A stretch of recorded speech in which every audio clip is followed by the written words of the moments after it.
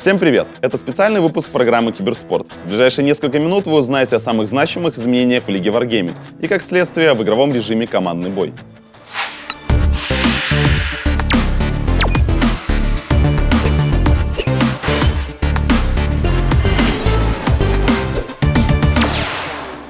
В танковом киберспорте настало время глобальных перемен. Что меняется? В первую очередь, это тип боя. Теперь все игры будут проходить в новом режиме атака-оборона. Режим похож на штурм, но не с одной, а с двумя базами. То есть одна из команд должна защищать две базы, ведь вторая может захватить любую из них.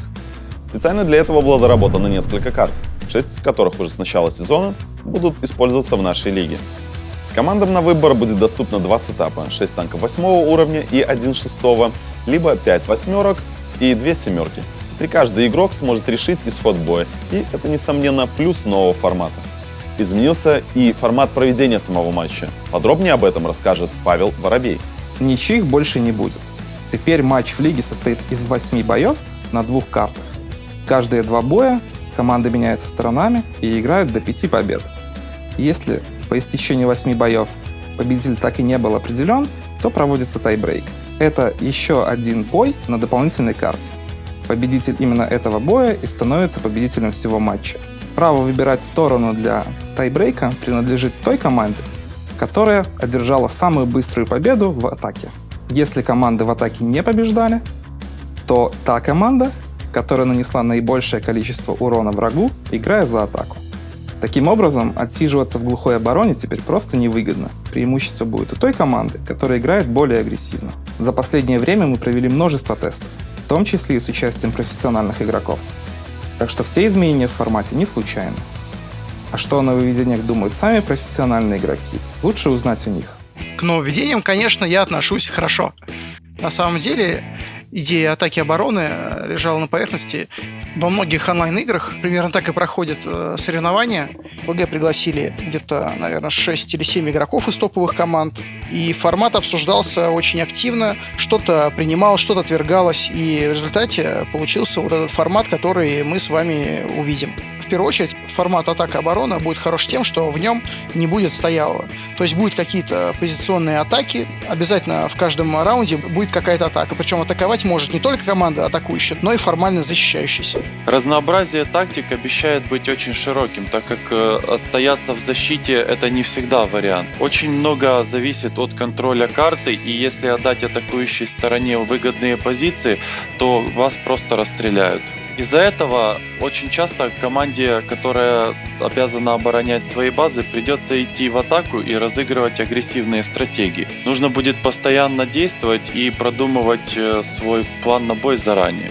Для игроков формат лучше тем, что теперь не будет каких-то однообразных, скучных стратегий. То есть, если вот раньше было там стратегия для Руинберга с нижнего респауна, ты стоишь на месте и ничего не можете оттуда сдвинуть, потому что не скрывается практически такая оборона. Теперь такой вариант в принципе невозможен. На каждой карте будут различные варианты атаки, потому что все-таки две базы, и противник, который стоит в дефе, должен гадать, куда же ты поедешь. Может быть, он поедет тебя ловить на первую базу, может быть, на вторую, может быть, распределить силы. Это большой плюс для атаки, как мне кажется. От боя к бою тактика будет меняться, не будет каких-то универсальных наработанных стратегий. Очень важно будет умение работать по ситуации и так далее. Есть два очень интересных момента. Первый — это то, что у нас появится новая техника 6-7 уровней, которая позволит нам увидеть новые сетапы, новые тактики и новые разъезды. Возможно, даже вернется артиллерия и изредка ПТСАЛ. Также капитанам придется осваивать технику, так как воевать на Т1 уже не вариант. Им придется как управлять полноценной боевой машиной, так и думать о тактической составляющей боя. Это довольно сложно, и учитывая то, что большинство капитанов играли раньше исключительно на Т1, то мы можем увидеть очень большие проблемы у некоторых команд. Безусловно, играть, на мой взгляд, станет гораздо сложнее, потому что все вот эти наработки, которые были когда-то в прошлом, они практически бесполезны. На самом деле, появление нового формата, оно очень хорошо для молодых команд, о которых раньше, может быть, никто не знал, и усиленные тренировки именно в этом новом формате могут дать очень хороший результат буквально с первого же сезона. Очень большую роль сейчас будет играть командное взаимодействие, так как увеличилось количество боевых единиц на поле боя.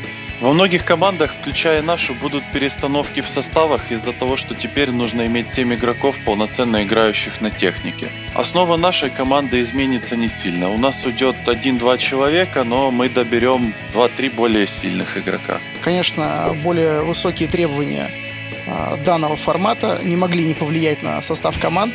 И даже в нашей команде произошли изменения. Теперь я буду не капитаном, а менеджером и тренером команды. А вместо 2 Т1 мы взяли 2 молодых мотивированных игроков из команды Unity. Это Анатолич и Ирина. Соответственно, в команде Unity тоже произошли определенные изменения, и они взяли 3 игроков, насколько я знаю, из команды Mind. Откуда, в свою очередь, будут брать команда Mind игроков, я, честно говоря, не в курсе, но наверняка данное изменение киберспортивного формата затронет все команды Gold Series. Учитывая большое количество перестановок в командах и учитывая то, что некоторым придется сыгрываться практически с нуля, у многих могут возникнуть проблемы на первых порах, но это того стоит. Теперь зрители будут видеть бодрое танковое Рубилово в каждом бою.